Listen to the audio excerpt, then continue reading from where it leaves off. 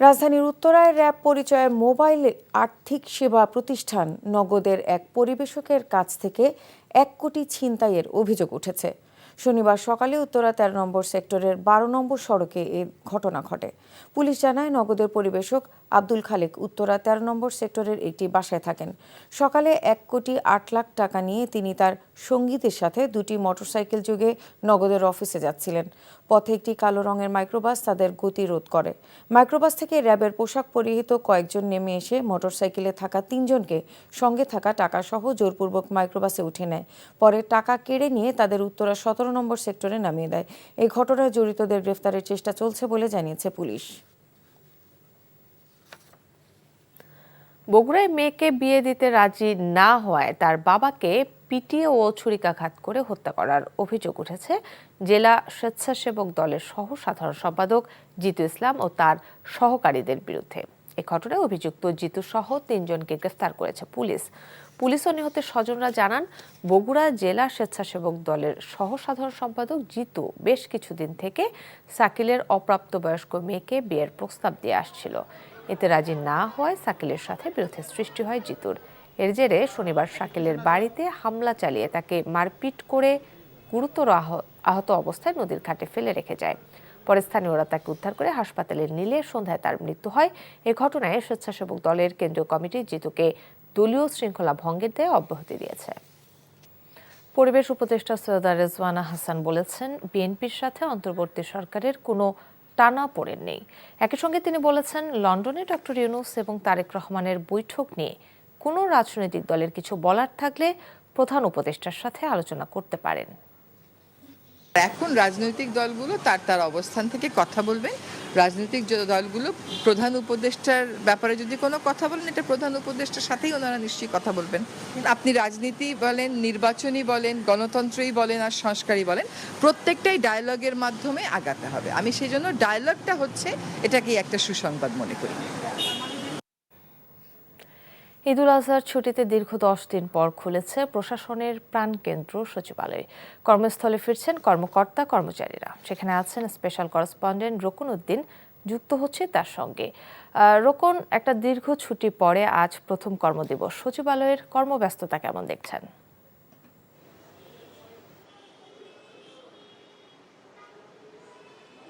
হ্যাঁ, কর্মব্যস্ততা আসলে পুরোদমে শুরু হওয়া বলতে যা বোঝায় সেটি হয়েছে। আমরা যখন সকালে আসি তখন থেকেই দেখেছি যে এর আগে, অর্থাৎ ঈদের ছুটির আগে যে এরকম কর্মব্যস্ততা ছিল, একই রকম কর্মব্যস্ততায় কর্মকর্তা কর্মচারীরা সবাই এসেছেন। এবং যেহেতু 10 দিনের দীর্ঘ ছুটি ছিল, এই ছুটির পরে তাদেরও অনেক কাজ জমে গিয়েছে। অনেকের সাথে আমরা কথা বলেছি, তারা সেই কাজগুলো দ্রুত শেষ করার চেষ্টা করছেন। এবং একই সাথে উপদেষ্টা যারা আছেন তারাও সবাই আজকে কিন্তু অফিস করছেন। তারা সকালই চলে এসেছেন। আমরা বেশ কয়েকজনের সাথে কথাও বলেছি।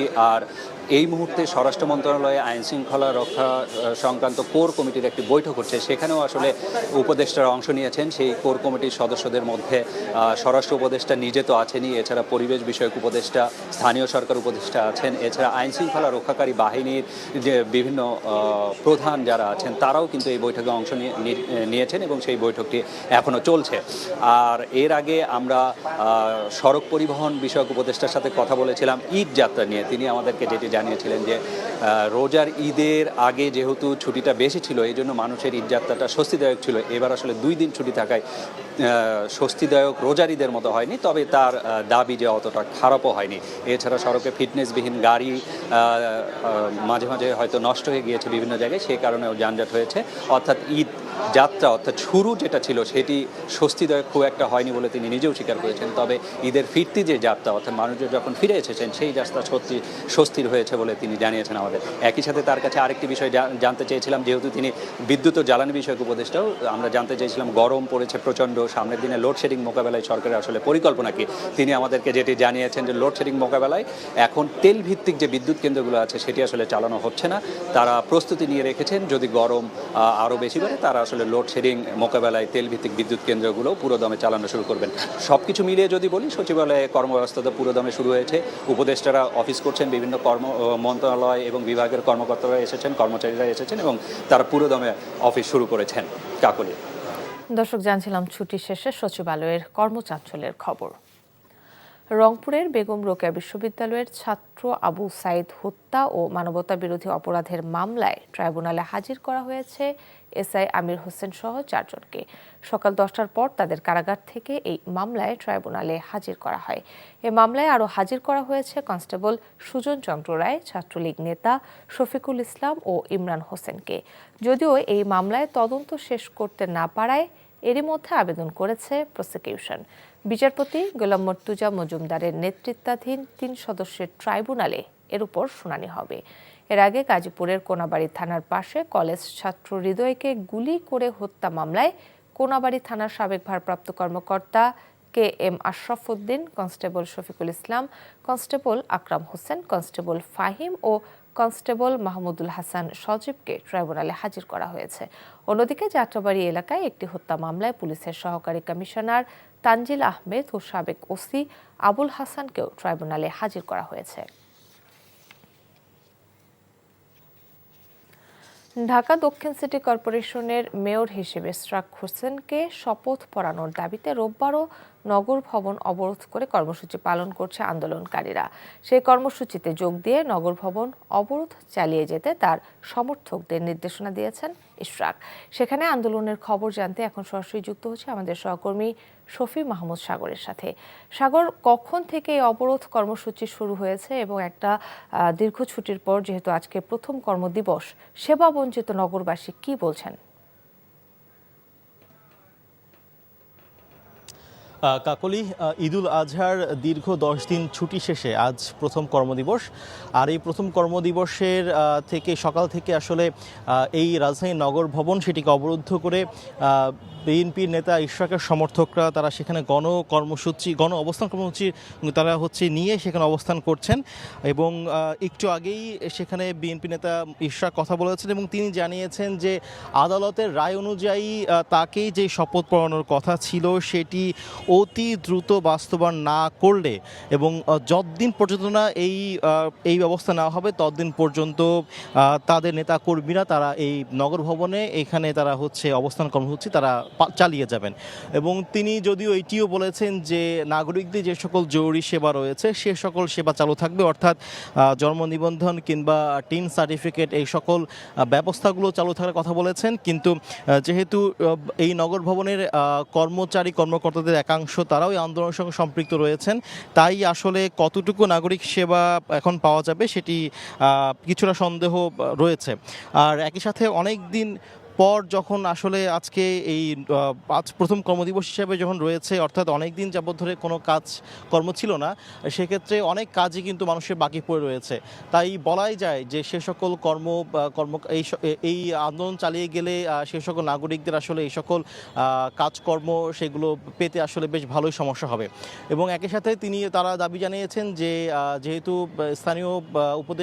স্থানীয় সরকার উপদেষ্টা তিনি এই রায়টি বাস্তবায়নের ক্ষেত্রে বাধা সৃষ্টি করেছেন, তাই তার পদত্যাগের দাবি করে এবং মেয়রের পদে আসলে ইশরাকের শপথ অতি দ্রুত বাস্তবায়ন করতে তারা দাবি জানিয়ে এখানে অবস্থান নিয়েছেন। তো এই ছিল কাকুলি এখানকার সর্বশেষ অবস্থা। দর্শক জানছিলেন ঢাকা দক্ষিণ সিটি কর্পোরেশনের অবরোধের খবর। রেশ কাটতে না কাটতেই দেশে আবারও চোখ রাঙাচ্ছে করোনা ভাইরাস। এমন অবস্থায় দেশের বিভিন্ন সরকারি হাসপাতালগুলোতে নেওয়া হচ্ছে পূর্ব প্রস্তুতি। কিন্তু কুষ্টিয়া সদর হাসপাতালের PCR ল্যাব ও কুমিল্লার সরকারি হাসপাতালগুলোর ICU ও আইসোলেশন ইউনিট অযত্নে অবহেলায় নষ্ট হয়েছে। চুরি হয়েছে ল্যাবের গুরুত্বপূর্ণ যন্ত্রাংশ। এতে করোনার প্রকোপ বাড়লে বিপাকে পড়বে সাধারণ রোগীরা। কুষ্টিয়া থেকে সাবিনা ইয়াসমিন শ্যামলী ও কুমিল্লা থেকে মাহফুজ নান্টুর পাঠানো রিপোর্ট। 2020 সালে দেশে করোনা সংক্রমণ ব্যাপক হারে ছড়িয়ে পড়লে প্রায় 2 কোটি টাকা ব্যয়ে কুষ্টিয়ার আরএসএ শয্যা হাসপাতালে বসানো হয় PCR ল্যাব। তাতে করোনা শনাক্তে সেবা পান লাখো মানুষ। সংক্রমণ কমে যাওয়ায় 1 বছর আগে PCR ল্যাবের কার্যক্রম বন্ধ হয়ে যায়। ল্যাবের দায়িত্ব দেওয়া হয় কুষ্টিয়া মেডিকেল কলেজের মাইক্রোবায়োলজি বিভাগের 2 টেকনোলজিস্টকে। সম্প্রতি হাসপাতাল কর্তৃপক্ষ জানায় PCR ল্যাব ভবনের জানালার গ্রিল কেটে একটি PCR machine, computer, CC camera সহ প্রায় 40 লাখ টাকার ক্ষতি হয়েছে। এ ঘটনায় জেলা জুড়ে সমালোচনার জন্ম দেয়। তাদের দায়িত্বের প্রতি কতটা অবহেলা থাকলে দায়িত্বের প্রতি অসচেতনতা থাকলে একটা গুরুত্বপূর্ণ জিনিস, গুরুত্বপূর্ণ সরঞ্জাম এই জায়গা থেকে হারা যেতে পারে। এগুলো আসলেই চুরি হয়ে গেছে কিনা বা তাদের কোনো কারসাজি সেটা আমরা যথেষ্ট তদন্ত সাপেক্ষ আমরা একটা তদন্ত দেখতে চাই। চুরির বিষয়ে থানায় অভিযোগ দায়ের সহ 5 সদস্যের তদন্ত কমিটি গঠন করার পাশাপাশি করোনা আক্রান্ত রোগীর চিকিৎসায় আইসোলেশন ওয়ার্ড প্রস্তুত রাখা হয়েছে বলে জানান এই কর্মকর্তা। তদন্ত রিপোর্ট পেয়েছি এবং সেখানে দায়িত্ব অবহেলার জন্য ওই দুইজনের করা হয়েছে আর কি, শোকজ করা হয়েছে। আইসোলেশন ওয়ার্ড আমাদের রেডি, কিন্তু আমরা আসলে ওই কিছুটা ডায়াগনোসিস কনফার্ম করতে পারছি না বলে তাদেরকে আইসোলেশন ওয়ার্ডেও নিতে পারছি না। এদিকে জনবল সংকট ও সংস্কারের অভাবে বন্ধ হতে চলেছে কুমিল্লার 2টি সরকারি আইসিইউ ইউনিট। সদর হাসপাতালের আইসিইউ ইউনিটের মেশিন নষ্ট, নেই অক্সিজেনের সরবরাহ। এমন অবস্থায় কাঙ্ক্ষিত সেবা না পাওয়ার অভিযোগ রোগী ও স্বজনদের। যে আইসোলেশনটা কার্যকর আছে কিনা, তো দেখলাম যে এটা আসলে কার্যকর না। এটা যখন তার আগে যখন করোনা ছিল, করোনার মহামারী ছিল, তখন এটা কার্যকর ছিল, কিন্তু বর্তমানে কার্যকর না। হাসপাতাল কর্তৃপক্ষ বলছে ইআরপিপি প্রকল্পের মেয়াদ শেষ হওয়ায় আইসিইউ ও আইসোলেশন ইউনিটগুলো এখন অচল। আমাদের যে 20 বেডের আইসিইউ আছে আমরা ফুলি প্রিপেয়ার্ড আছি যে কোনো সময়, কিন্তু 20 বেডের বাইরে যদি হয় তখন তো আর আমরা কোনো জায়গা দিতে পারবো না। প্রজেক্টটা ইতিমধ্যে শেষ হয়ে গেছে ডিসেম্বর মাসে, আপনারা জানেন। তো আসলে কিন্তু যেটা আছে সেটার মধ্যে আমরা চালনা করতেছি। তো এখন এই মুহূর্তে আমরা যেহেতু প্রজেক্ট শেষ হয়ে গেছে, প্রজেক্ট নতুন করে চালু হলে এগুলো আবার হবে। করোনার ভয়াবহতা শুরু হওয়ার আগেই হাসপাতালগুলোর সমস্যা সমাধান করে স্বাস্থ্যসেবা নিশ্চিত করা হবে, এমনটাই প্রত্যাশা সকলের। Imrul Kayes, NTV news desk. Dengue ও করোনা পরিস্থিতির খবর জানতে এখন যাচ্ছে মহাখালী কোভিড ডেডিকেটেড হাসপাতালে। সেখানে আছেন স্টাফ করেসপন্ডেন্ট সাদরিনা খন্দকার। সাদরিনা, হাসপাতালে রোগীর চাপ কেমন দেখছেন এবং এ নিয়ে চিকিৎসকরা কি বলছেন?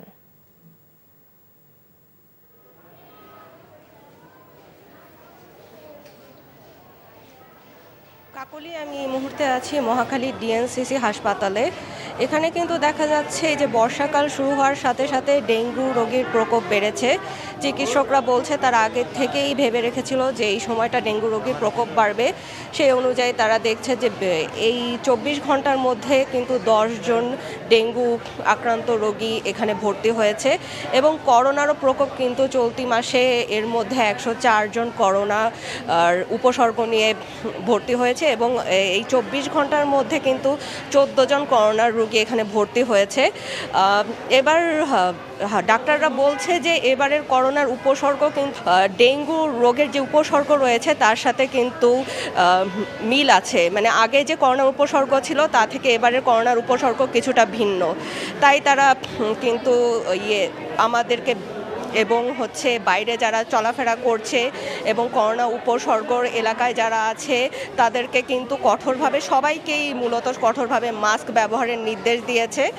তারা কিন্তু প্রস্তুত ডেঙ্গু ও করোনার প্রকোপে যে রোগী বাড়ছে তার সাথে তারা ভাবছে যে স্বাস্থ্যকর্মীও কিন্তু বাড়ানোর জন্য তারা কাজ করছে এবং তারা জানিয়েছে, হাসপাতাল কর্তৃপক্ষ জানিয়েছে যে ডেঙ্গুর যে এই হাসপাতাল সহ ঢাকার মধ্যে যে 15টি হাসপাতাল রয়েছে এটাতে কিন্তু ডেঙ্গু রোগীর সংখ্যা অনেক বৃদ্ধি পাচ্ছে। এজন্য তাদের কাছে পর্যাপ্ত পরিমাণ ইকুইপমেন্ট এবং রোগীকে যে স্বাস্থ্য সেবা দেওয়ার জন্য যা যা প্রয়োজনীয় ব্যবস্থা রাখা দরকার তারা কিন্তু সেই ব্যবস্থাগুলো গ্রহণ করছে।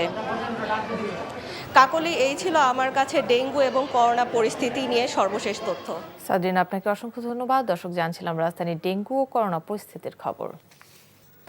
টানা 10 দিন বন্ধের পর আজ থেকে বেনাপোল বন্দর দিয়ে শুরু হয়েছে আমদানি রপ্তানি সহ পণ্য খালাস প্রক্রিয়া। আমদানি রপ্তানি শুরু হয়, বেনাপোল বন্দরে ফিরেছে আবারও কর্মব্যস্ততা, যার জন্য হিমশিম খেতে হচ্ছে কাস্টমস ও বন্দর কর্মকর্তাদের। এ চাপ সামাল দিতে প্রায় 3000 বন্দর হ্যান্ডলিং শ্রমিক যোগদান করেছে। বেনাপোল বন্দরের আমদানি রপ্তানিকারক সমিতির সভাপতি জানান, টানা 10 দিন পণ্য খালাস বন্ধ থাকায় 200 কোটি টাকার রাজস্ব আয় থেকে পিছিয়ে পড়েছে সরকার। অন্যদিকে ঈদের ছুটিতে আমদানি রপ্তানি বন্ধ থাকলেও স্বাভাবিক ছিল পাসপোর্টধারী যাত্রীদের যাতায়াত। খেলার খবর, অ্যাথলেটিক্স। ভারত পাকিস্তানের মধ্যকার বৈরিতার কারণে আগামী বছর অনুষ্ঠিত হতে যাওয়া এসএ গেমস শঙ্কায় পড়লেও প্রস্তুতি বাদ দেননি বাংলাদেশের স্প্রিন্টার ইমরানুর রহমান। লক্ষ্য এসএ গেমসের অ্যাথলেটিক্স ইভেন্টে বাংলাদেশকে স্বর্ণপদক এনে দেয়া। সেজন্য ইংল্যান্ডে নতুন কোচের তত্ত্বাবধানে নিজেকে প্রস্তুত করছেন ইমরানুর। মমিনুর রিপনের রিপোর্ট। বাংলাদেশ অ্যাথলেটিক্সের বড় বিজ্ঞাপন ইমরানুর রহমান। এশিয়ান ইনডোর অ্যাথলেটিক্সে বাংলাদেশকে স্বর্ণ এনে দেয় এই অ্যাথলেট অনেকদিন ধরেই ট্র্যাকের বাইরে। গত বছর প্যারিস অলিম্পিকে ইনজুরিতে পড়ার প্রায় 1 বছর পর ট্র্যাকে ফিরেছেন তিনি। আগামী বছরে এসএ গেমসে বাংলাদেশকে স্বর্ণ এনে দেওয়ার লক্ষ্যে প্রস্তুতি শুরু করেছেন। জুনে সামার অ্যাথলেটিক্সের মধ্য দিয়ে প্রতিযোগিতায় ফিরতে চান 31 বছর বয়সী এই অ্যাথলেট। দেশে নৌবাহিনীর অধীনে অনুশীলন করলেও ইংল্যান্ডে নতুন কোচের তত্ত্বাবধানে নিজেকে প্রস্তুত করছেন ইমরানুর। প্রস্তুতি ভালো হচ্ছে। আপাতত নতুন কোচের অধীনে ট্রেনিং নিচ্ছি। জানুয়ারির আগে অনেক কিছু নিয়ে কাজ করতে হবে। ফিটনেস ঠিক রাখার বিষয় আছে, সঙ্গে সময় কমিয়ে আনার জন্য কিছু টেকনিক্যাল বিষয়ে কাজ করছি। আশা করি এসএ গেমসের আগেই পুরোপুরি প্রস্তুত হতে পারবো।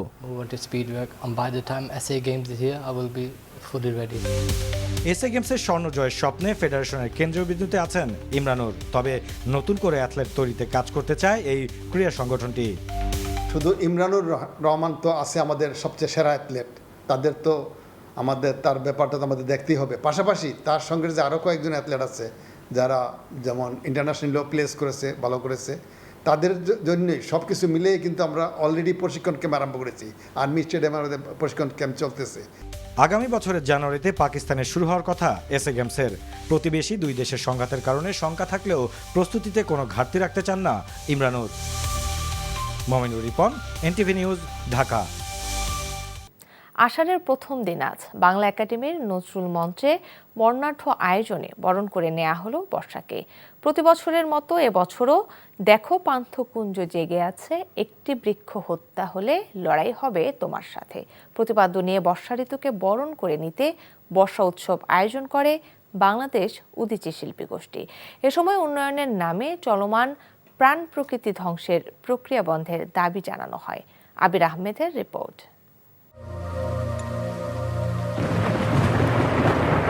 গ্রীষ্মের খরতাপে প্রকৃতি যখন দগ্ধ, তখনই সঞ্জীবনী সুধা নিয়ে হাজির হয় বর্ষা ঋতু। তীব্র গরমে নগরবাসীর জীবনে স্বস্তি, শান্তি আর আনন্দের যেন বার্তা হয়ে আসে বর্ষা। তপ্ত ধরণীর বুকে বৃষ্টির পানি ঢেলে এই ঋতু প্রকৃতির রূপ যেন বদলে দেয়।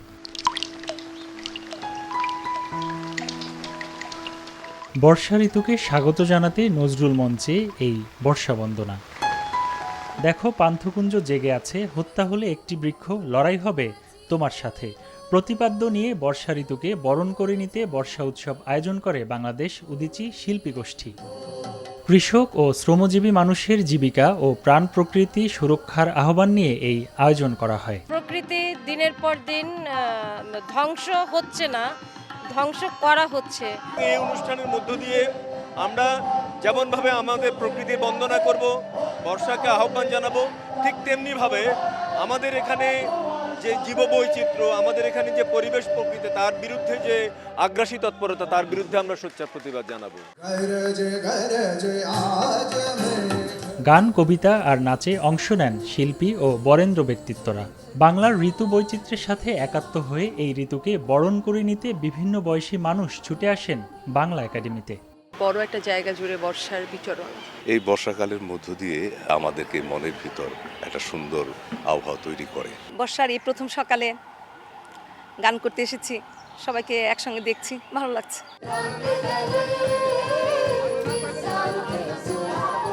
বৈশ্বিক উষ্ণতার বিরুদ্ধে বর্ষা উৎসবকে এক ধরনের আন্দোলন বলে মনে করেন আয়োজকরা। এর মাধ্যমে মানুষের মধ্যে প্রকৃতিকে সুরক্ষা দেওয়ার সচেতনতা গড়ে উঠবে বলেও আশা তাদের।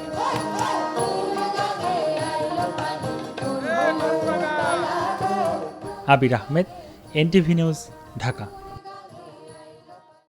লন্ডন বৈঠকের পর জাতীয় নির্বাচনের প্রস্তুতির বিষয় নিয়ে নির্বাচন কমিশনের তৎপরতা জানাতে এখন যাচ্ছি নির্বাচন কমিশনে। সেখানে আছেন স্টাফ করেসপন্ডেন্ট নূর হোসেন। নূর, কমিশনের আজকের তৎপরতা সম্পর্কে কি তথ্য আছে আপনার কাছে?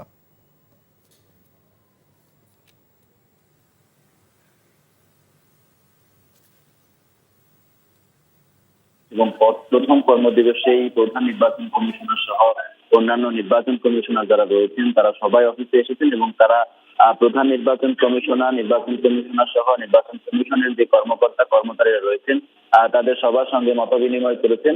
আর সেই মত বিনিময়ে লন্ডন বৈঠকে যে প্রধান উপদেষ্টা এবং তারেক রহমানের যে বৈঠকটি হয়েছে, সেই বৈঠকে যে সিদ্ধান্তটি হয়েছে মাসের 2 মাস এগিয়ে, অর্থাৎ ফেব্রুয়ারির প্রথম অথবা দ্বিতীয় সপ্তাহে রমজানের কিছুদিন আগে যে নির্বাচনের তারিখটি ঘোষণা করা হয়েছে সেই নির্বাচনের তারিখকে সামনে রেখে নির্বাচন কমিশন তাদের যে রয়েছে সেই প্রস্তুতিগুলোকে শানিত করছে এবং তারা ওই তারিখকে মাথায় রেখে নির্বাচন কাজ এগিয়ে নিতে পারবেন বলে জানিয়েছেন প্রধান নির্বাচন তারিখকে মাথায় রেখে নির্বাচন কাজ এগিয়ে নিতে পারবেন বলে জানিয়েছেন প্রধান নির্বাচন কমিশনার সহ নির্বাচন কমিশনের নিরপেক্ষতা সহ নানা বিষয়ে বিভিন্ন রাজনৈতিক দল বিভিন্ন কথা বলছে।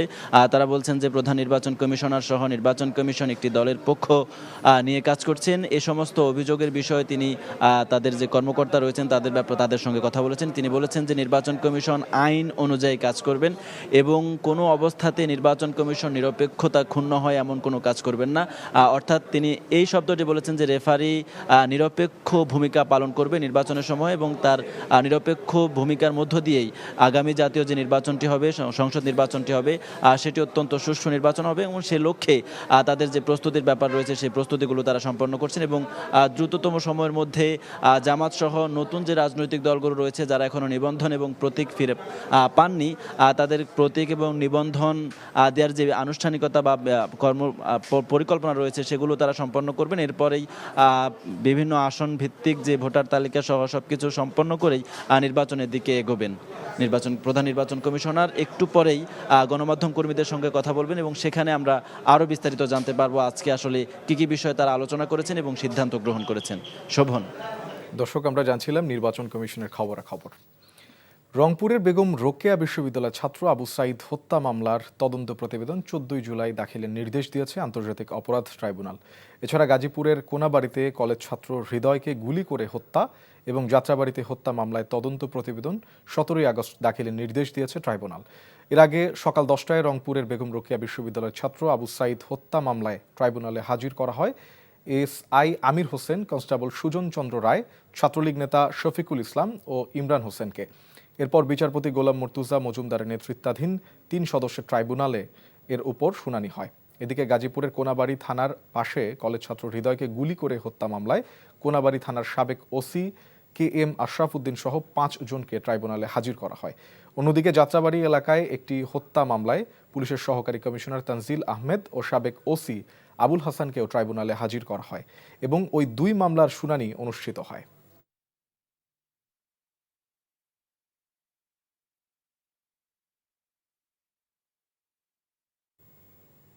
10 দিন বন্ধ থাকার পর খুলেছে সরকারি অফিস আদালত।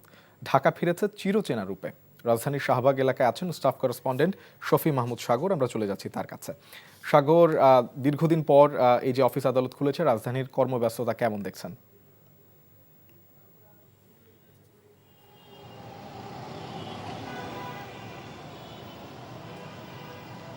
শোভন, দীর্ঘ একটি ছুটি শেষে রাজধানীবাসী যে যার কর্মস্থলে ফিরেছেন এবং আমরা দেখতে পেয়েছি যে এই যে ছুটির পর প্রথম কর্মব্যস্ত দিন সেটিতে যে যার অফিসে মূলত প্রথম দিনে তারা আসলে একটি ঈদের আমেজের মধ্যেই রয়েছেন। অর্থাৎ প্রথম দিন এসে তারা মূলত কুশলাদি বিনিময় করছেন এবং ঈদের শুভেচ্ছা বিনিময় করছেন। এর পাশাপাশি আমরা দেখতে পেয়েছি যে গত 10 দিন যাবৎ ধরে ঢাকার যেই ফাঁকা একটা রূপ ছিল, অর্থাৎ যানজট কম ছিল, সেখানে যানবাহন কম ছিল, সেটির চিত্র কিন্তু অনেকটাই বদলে গিয়েছে প্রথম দিনেই।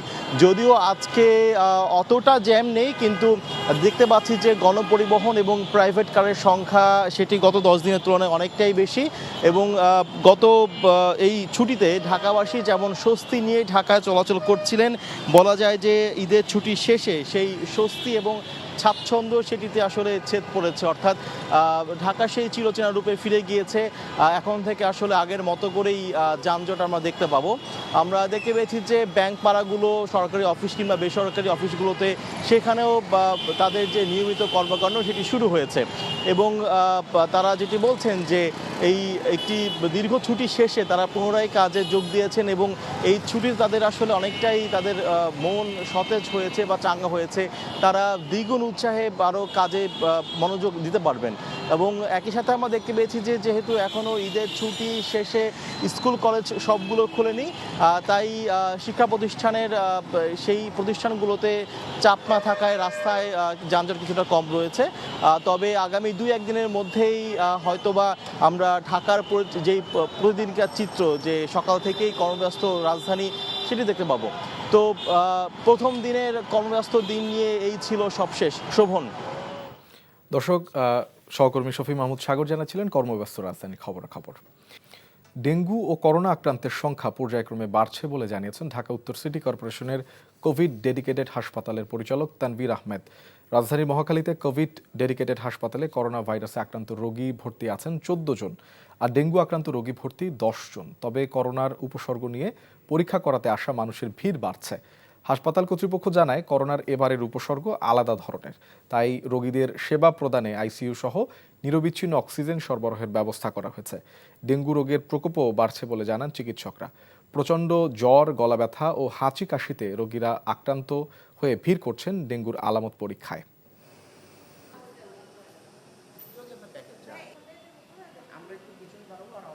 ডেঙ্গু পেশেন্টে আমাদের যে 10 জন ভর্তি রয়েছে তার মধ্যে 3 জন কিছুটা ক্রিটিক্যাল।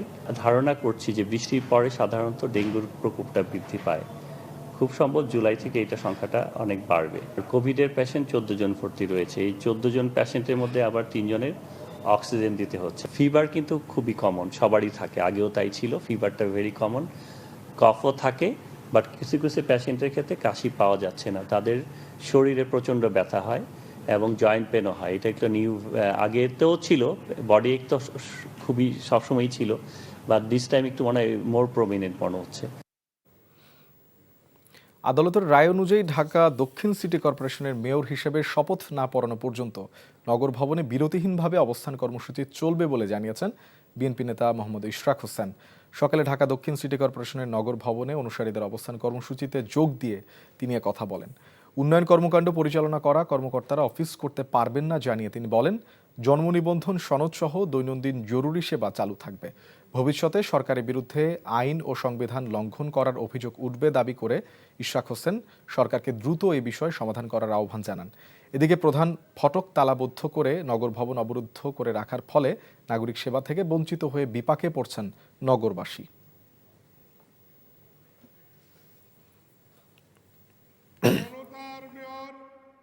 এই সরকারকে আবারও অনুরোধ জানাচ্ছি, আপনারা দ্রুততম সময়টা নিষ্পত্তি করেন। যে সকল পর্যায়ে আপনাদের কথা বলা দরকার আপনারা কথা বলে আপনারা এই শপথ গ্রহণ অনুষ্ঠানটি দ্রুততম সময় কার্যকর করেন, তাহলেই অচল অবস্থা কেটে যাবে এবং একটা সৌহার্দ্যপূর্ণ পরিবেশ তৈরি হবে। এই সমস্যা সুরাহা না করা পর্যন্ত আমাদের এই কর্মসূচি অব্যাহত থাকবে। নির্বাচন কমিশন রেফারির ভূমিকা পালন করবে উল্লেখ করে প্রধান নির্বাচন কমিশনার AM নাসির উদ্দিন বলেছেন, আগামী নির্বাচনে কেন্দ্র দখল, ব্যালট বাক্স ছিনতাইয়ের কোনো সুযোগ দেওয়া হবে না। এপ্রিল কিংবা ফেব্রুয়ারি নয়, যে কোনো সময় সুষ্ঠু নির্বাচন আয়োজনে কমিশন প্রস্তুতি গ্রহণ করছে বলেও জানান তিনি। নূর হোসেনের রিপোর্টে বিস্তারিত। লন্ডনে প্রধান উপদেষ্টা ডক্টর মোহাম্মদ ইউনূসের সঙ্গে বিএনপির ভারপ্রাপ্ত চেয়ারম্যান তারেক রহমানের বৈঠকের পর নির্বাচন নিয়ে অনিশ্চয়তা কেটেছে। যৌথ বিবৃতিতে আগামী ফেব্রুয়ারি মাসে নির্বাচন আয়োজন করা হতে পারে বলে জানানো হয়।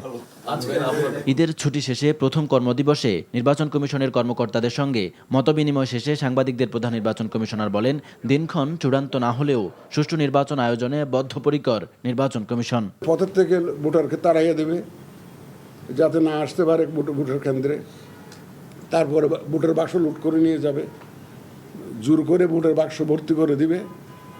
সেই সুযোগ এইবার পাবে না। অনেকে হয়তো আশা করে বসে থাকবেন যে আমার তো অসুবিধা নাই, ওই কেন্দ্র 10টা তো আমি দখল করে জিতে যাব। সুতরাং তাদের ঘুম ভাঙানো উচিত, তারা দিবা স্বপ্নে আছে। এই স্বপ্ন বাস্তবায়িত হবে না কোনোদিন। এ সময় নির্বাচন কমিশনের নিরপেক্ষতা নিয়ে কয়েকটি দলের আপত্তির বিষয়ে সিইসির কাছে জানতে চান সাংবাদিকরা। কয়েকটি রাজনৈতিক দল নির্বাচন কমিশনের নিরপেক্ষতা নিয়ে প্রশ্ন করেছে, তাদেরকে আস্থায় আনার জন্য আপনারা কি পদক্ষেপ নেবেন? আস্থা আনা এখন আল্লাহর কাছে খুঁজেছি যে আল্লাহ তাদেরকে আস্থায় নিয়ে আসো, আর কি করবো আমি বলবো। কিন্তু রাজনৈতিক কারণে ওদের অনেক ধরনের কথাবার্তা বলতে হয়, এর বক্তব্য দিতে হয়। আমি এগুলোকে রাজনৈতিকভাবে দেখি। আমার অফিসারদেরকে আজকে বলেছি আপনারা রাজনৈতিক সচেতন থাকবেন, কিন্তু রাজনীতিতে জড়াবেন না।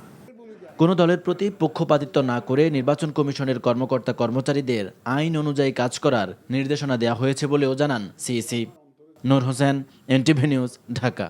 নির্বাচন কমিশন যখন নির্বাচনের তারিখ ঘোষণা করবে তখনকার জন্যই আইন শৃঙ্খলা রক্ষাকারী বাহিনী প্রস্তুত আছে বলে জানিয়েছেন স্বরাষ্ট্র উপদেষ্টা।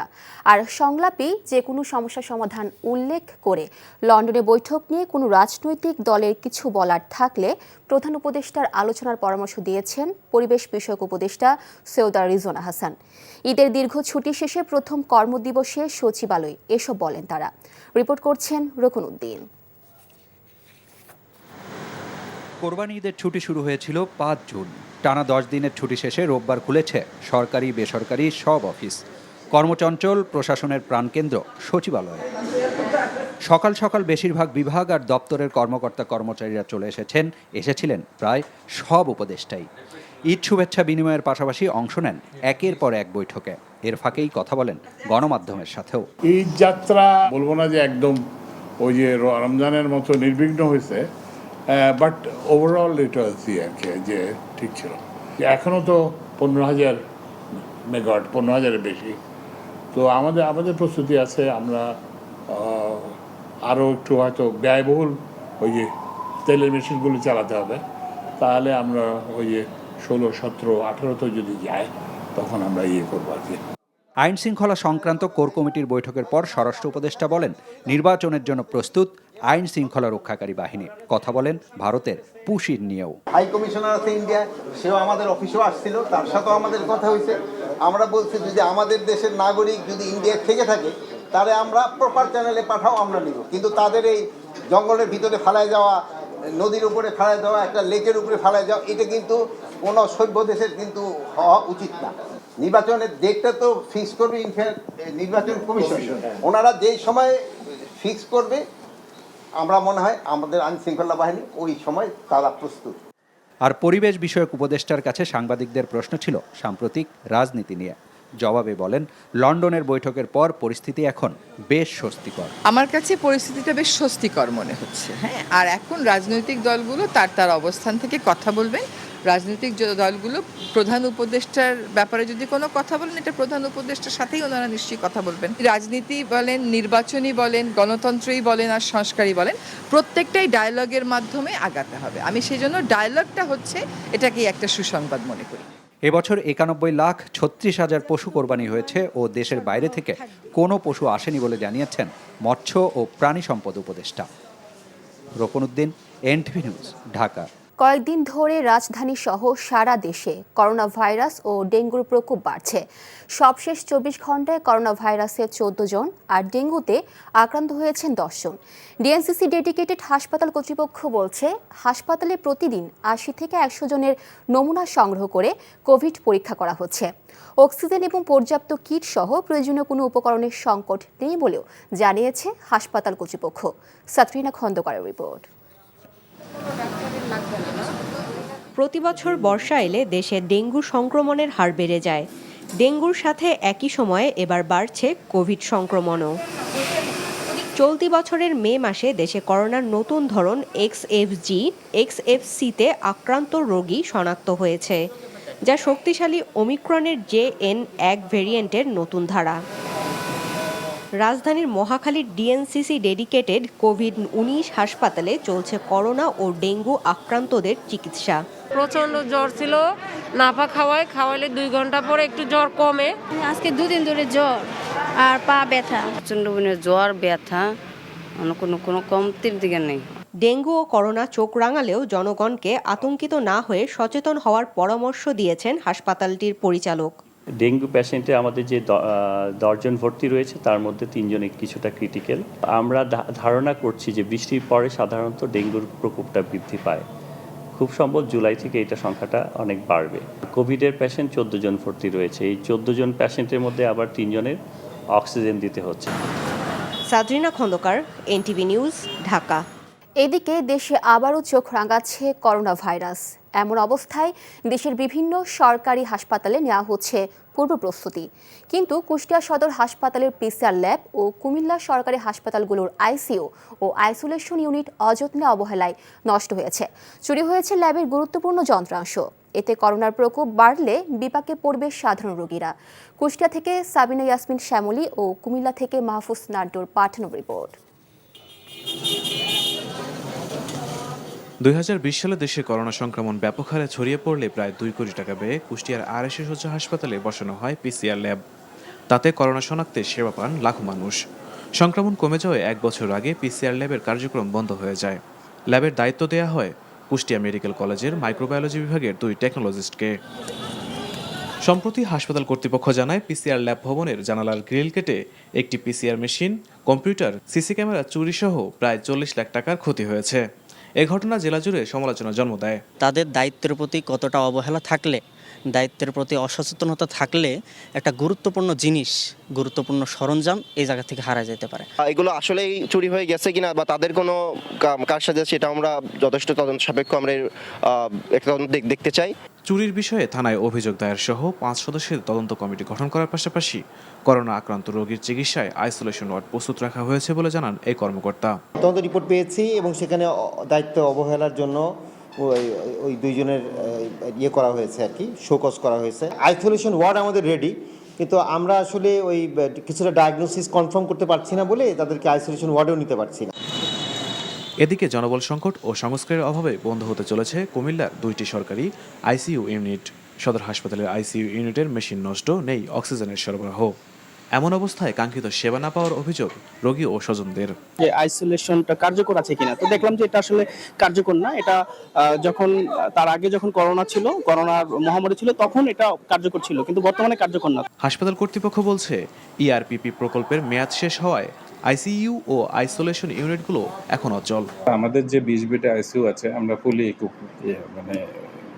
প্রিপেয়ার্ড আছি যে কোনো সময়, কিন্তু 20 বেডের বাইরে যদি হয় তখন তো আর আমরা কোনো জায়গা দিতে পারবো না। প্রজেক্টটা ইতিমধ্যে শেষ হয়ে গেছে ডিসেম্বর মাসে, আপনারা জানেন। তো আসলে কিন্তু যেটা আছে সেটার মধ্যে আমরা চালনা করতেছি। তো এখন এই মুহূর্তে আমরা যেহেতু প্রজেক্ট শেষ হয়ে গেছে, প্রজেক্ট নতুন করে চালু হলে এগুলো আবার হবে। করোনার ভয়াবহতা শুরু হওয়ার আগেই হাসপাতালগুলোর সমস্যা সমাধান করে স্বাস্থ্যসেবা নিশ্চিত করা হবে, এমনটাই প্রত্যাশা সকলের। Imrul Kayes, NTV news desk. ভুল চিকিৎসায় প্রসূতির মৃত্যু ও লাইসেন্স না থাকায় কুমিল্লা নগরীর ঝাউতলা এলাকার HR হাসপাতালের কার্যক্রম বন্ধ করেছে জেলা স্বাস্থ্য বিভাগ। সকালে স্বাস্থ্য মন্ত্রণালয়ের চিঠি পেয়ে হাসপাতালটি সিলগালা করা হয়। এর আগে গেল বছর 7 নভেম্বর HR হসপিটালে ভুল চিকিৎসায় ইসরাত জাহান এরিন নামে এক প্রসূতির মৃত্যু হয়। এই ঘটনায় এনটিভিতে ধারাবাহিক রিপোর্ট প্রচারিত হলে প্রশাসন ও স্বাস্থ্য বিভাগ এ নিয়ে তদন্ত কমিটি গঠন করে। তদন্ত শেষে হাসপাতালে কার্যক্রম বন্ধ ঘোষণা করা হয়। ঈদুল আজহার দীর্ঘ 10 দিনের ছুটি শেষে আজ থেকে আবারও কর্মচঞ্চল হয়ে উঠেছে শিলবাঞ্চল সাভার ও আশুলিয়া। খুলেছে সাভার ও আশুলিয়া ধামরাই সহ আশেপাশে প্রায় 9 শতাধিক তৈরি পোশাক কারখানা। একযুগে শুরু হয়েছে উৎপাদন কার্যক্রম। সকাল থেকে কারখানা অভিমুখে শ্রমিকদের কাজে যোগ দিতে দেখা গেছে। মহাসড়কের বিভিন্ন পয়েন্টে ছিল আইন শৃঙ্খলা বাহিনীর তৎপরতা। সাতক্ষীরা আওয়ামী লীগের সংরক্ষিত নারী আসনের সাবেক সংসদ সদস্য রিফাত আমিনের বাসা থেকে অস্ত্র ও মাদক উদ্ধার করেছে সেনাবাহিনী। দুপুরে সাতক্ষীরা শহরের মঞ্জিদপুরের সাবেক ওই এমপির বিলাসবহুল ডুপ্লেক্স বাড়িতে এ অভিযান চালানো হয়। অভিযানে বাড়িটি থেকে আটক করা হয়েছে রিফাতের মাদকাসক্ত ছোট ছেলে সাফায়ের সরওয়ার রুমনকে। এ সময় বাসা থেকে একটি বিদেশি রাইফেল, 300 পিস ইয়াবা সহ মাদক গ্রহণের নানা সরঞ্জাম উদ্ধার করা হয়। হামলার শিকার খুলনা বিএনপি নেতার দায়ের করা মামলায় জামালপুরের মাদারগঞ্জ মডেল থানার ওসি হাসান আল মামুনকে জামিন না মঞ্জুর করে কারাগারে পাঠানোর নির্দেশ দিয়েছেন আদালত। এ সময় আদালত প্রাঙ্গণে যৌথ বাহিনী মোতায়েন থাকলেও ক্ষুব্ধ জনতা বিক্ষোভ প্রদর্শন করে এবং মামুনকে লক্ষ্য করে ডিমজুতা নিক্ষেপ করে। দুপুরে খুলনা জেলা দায়রা জজ আদালতে হাজির হয়ে জামিন আবেদন করলে বিচারক শরীফ হায়দার আল মামুনের জামিন না মঞ্জুর করে তাকে কারাগারে পাঠানোর নির্দেশ দেন। 2022 সালে বিএনপির কর্মসূচি চলাকালে খুলনা সদর থানায় ভারপ্রাপ্ত কর্মকর্তা হাসান আল মামুন জেলা বিএনপির সাবেক সাংগঠনিক সম্পাদক ফখরুল আলমের উপর হামলা করে। পরে তার একটি চোখ নষ্ট হয়ে যায়। 5ই আগস্ট গণঅভ্যুত্থানের পর আল মামুনের বিরুদ্ধে আদালতে মামলা করেন ফখরুল। লালমনিরহাটে সাপের কামড়ে বিষ্ণুচন্দ্র শীল নামে এক শিক্ষার্থীর মৃত্যুর ঘটনায় মানববন্ধন করেছে তার সহপাঠীরা। স্বজনের অভিযোগ, বিষ্ণুকে হাসপাতালে আনা হলেও সাপের বিষের প্রতিষেধক অ্যান্টিভেনম ভ্যাকসিন সরবরাহ করতে পারেনি কর্তৃপক্ষ, ফলে বিষক্রিয়ায় মারা যায় সে। তবে অভিযোগ অস্বীকার করে হাসপাতাল কর্তৃপক্ষ দাবি করে, বেসরকারিভাবে সংগ্রহ করা অ্যান্টিভেনম প্রয়োগ করার পরও ওই শিক্ষার্থীকে বাঁচানো যায়নি। এই ঘটনার বিচার ও সরকারি হাসপাতালগুলোতে ভ্যাকসিন সরবরাহের দাবিতে মানববন্ধন করেছে নিহতের সহপাঠীরা। গোপালগঞ্জে প্রভাবশালীদের দখলে থাকা অবৈধ স্থাপনা উচ্ছেদ করেছে জেলা প্রশাসন। সকালে কোটালীপাড়া উপজেলার ঘাগর বাজার, মহুয়ার মোড় ও বাপাট এলাকায় এ অভিযান পরিচালনা করেন নির্বাহী ম্যাজিস্ট্রেট রাসেল মুন্সি ও প্রবীর কুমার বিশ্বাস। এই সময় 193টি অবৈধ আদা পাকা ও কাঁচা স্থাপনা উচ্ছেদ করা হয়। উচ্ছেদ অভিযানে অংশ নেয় জেলা সড়ক ও জনপথ বিভাগ, পানি উন্নয়ন বোর্ড সহ পুলিশ, র্যাব, সেনাবাহিনী, ফায়ার সার্ভিস, আনসার এবং গ্রাম পুলিশ সদস্যরা। পরিবেশের ভারসাম্য রক্ষায় নওগাঁ শহরের শোভা বর্ধনের লক্ষ্যে মাসব্যাপী বৃক্ষরোপণ কর্মসূচির উদ্বোধন করা হয়েছে। সকালে বিশ্ব পরিবেশ দিবস উপলক্ষে নওগাঁ পরিবেশ উন্নয়ন সংস্থা আয়োজনে শহরের পুরাতন আদালত চত্বরের সামনে মাসব্যাপী বৃক্ষরোপণ কর্মসূচির উদ্বোধন করা হয়। সকালে মাসব্যাপী বৃক্ষরোপণ কর্মসূচির উদ্বোধন করেন নওগাঁ জেলা বিএনপির সাবেক সাধারণ সম্পাদক জাহিদুল ইসলাম ধলু। আগামী জাতীয় সংসদ নির্বাচনে রাজনৈতিক দলগুলো থেকে 25% নারী প্রার্থী করার প্রস্তাবনা দিয়েছেন নারী নেত্রী ও বিভিন্ন সংস্থার প্রতিনিধিরা। তবে স্থানীয় সরকার ও দলগুলোর ভেতরে নারী নেতৃত্ব আগে উঠে আসা উচিত বলে মনে করেন অনেকেই। রাজনৈতিক দল ও সুশীল সমাজের প্রতিনিধিদের নিয়ে আজ রাজধানীতে নাগরিক কোয়ালিশন আয়োজিত এক আলোচনা সভায় এসব বক্তব্য উঠে আসে। সরাসরি ভোটে 100টি নারী আসন নির্বাচনের পাশাপাশি 300টি আসনে নারীদের উল্লেখযোগ্য অংশকে রাজনৈতিক দলগুলো থেকে মনোনয়ন দেওয়ার বাধ্যবাধকতার বিষয়ে প্রস্তাব দেয় নাগরিক কোয়ালিশন। এ প্রস্তাবে অর্থনীতিবিদ ডক্টর দেবপ্রিয় ভট্টাচার্য বলেন, প্রত্যক্ষ ভোটের বিষয়ে দলগুলো থেকে ঐক্যমত্য আগে জরুরি। বিএনপির কেন্দ্রীয় সাংগঠনিক সম্পাদক শামা ওবায়েদ ও এবি পার্টির সাধারণ সম্পাদক ব্যারিস্টার ফুয়াদ বলেন, রাতারাতি নারী প্রতিনিধিত্ব বাড়ানো সম্ভব নয়। যেতেই দেয় না। তো এখন দুইজন হলে মানে এটা কার্যকর হবে কিনা আমার সন্দেহ আছে। আপনারা যদি 400 করেন তাহলে সংবিধান সংশোধন লাগবে এবং আপনি এটা আরপিওর মাধ্যমে করতে পারবেন না। তাকে খণ্ডিত প্রতিনিধিত্ব না দিয়ে তাকে পূর্ণাঙ্গ প্রতিনিধিত্বের অংশ হিসেবে সমগ্র জনগণের পক্ষ থেকে তাকে ভোট দেওয়ার অধিকার দিতে হবে। যেই আসনেই আপনি দেন না কেন, যেই আসন সংখ্যার ভিত্তিতে আপনি করেন না কেন, প্রত্যক্ষ ভোট এবং সর্বজনীন ভোট। চলতি বছরের মার্চে খেলাপি ঋণের পরিমাণ 4,20,334 কোটি টাকা, যা মোট ঋণের 24.13%। বাংলাদেশ ব্যাংক এই তথ্য জানিয়ে বলেছে, গত ডিসেম্বরের শেষে খেলাপি ঋণ দাঁড়িয়েছিল 3,45,765 কোটি টাকা, যা ছিল মোট ঋণের 20.20%। কেন্দ্রীয় ব্যাংক জানায়, নতুন করে বিতরণ করা ঋণ যেন খেলাপি না হয় সেজন্য আইনের প্রয়োগ আরও কঠোর করা হবে। এবছরের মার্চ মাস পর্যন্ত বিতরণ করা মোট ঋণের পরিমাণ 17,41,992 কোটি টাকা, গত ডিসেম্বর মাস শেষে যা ছিল 17,11,402 কোটি টাকা। এসব ঋণ আদায়ে কঠোর অবস্থানের কথা জানান বাংলাদেশ ব্যাংকের গভর্নর। পুরাতন নেতৃত্ব নয়, বিসিবিতে নতুন মুখ দেখতে চান তামিম ইকবাল। বন্ধু সাকিবের সঙ্গে কোনো দ্বন্দ্ব নেই, তবে সম্পর্কটা কবে কিভাবে ঠিক হবে তা নিয়েও কথা বলেছেন বাংলাদেশের এই সাবেক অধিনায়ক। এনটিভিকে দেওয়া এক সাক্ষাৎকারে এমন অনেক বিষয়েই নিজের মতামত জানিয়েছেন দেশসেরা এই ওপেনার। রিপোর্টে জানাচ্ছেন বর্ষণ কবির। ওপেনিংয়ের একসময়ের ভরসা এবং সাবেক অধিনায়ক তামিম ইকবাল তার সাম্প্রতিক অনেকগুলো কার্যক্রমের জন্যই আলোচনার চেয়ে যেন সমালোচনার মুখে বিদ্ধ হচ্ছেন বেশি। সেটা কারণে নাকি অকারণে? তামিম এই জীবন চক্রের অমোঘ নিয়মে আমাদের সবাইকেই যেতে হবে।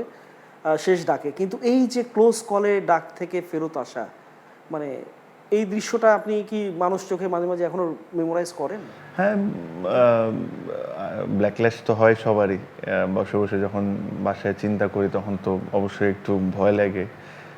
বাট যেহেতু আমি যেটা আমার সবচেয়ে কঠিন সময়টা ছিল ওই 22 মিনিটের কথাটা, যখন আমাকে সিপিআর দেওয়া হয় ওই সময় তো আমি আর সেন্সে ছিলাম না। সো আমার জন্য ওই জিনিসটা রিয়েলাইজ করা, বোঝাটা একটু ডিফিকাল্ট যে আসলে ওই সময় কী হচ্ছিল। বাট ফ্যামিলি মেম্বারদের সাথে যখন কথা বলি তখন বুঝি। বাট আলহামদুলিল্লাহ, আল্লাহর ইচ্ছায় অ্যান্ড মানুষের দোয়ায় থিংস হ্যাভ বিন গুড। এখন ভালো আছি।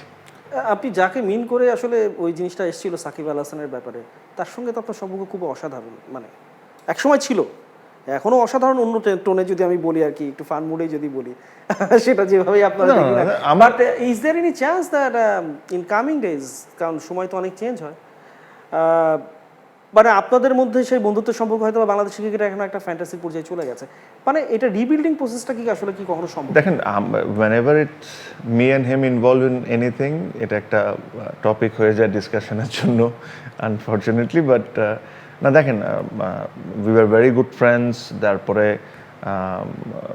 আমরা হয়তো বা আমাদের আন্ডারস্ট্যান্ডিং একটু ইস্যুস হয়েছিল। বাট ভাই, এই লাইফের কোনো কিছু, লাইফ ইজ আনসার্টেন। আমার নিজেরই কাহিনী দেখেন, কয়েকদিন আগে, এটা 2 দিন পর ভালো হইতে পারবে না এরকম কোনো, যে হইতেই পারবে না এরকম আমি মনে করি না। আমার কাছে মনে হয় এভরি চান্সেস যে সব ঠিক হয়ে যেতে পারে।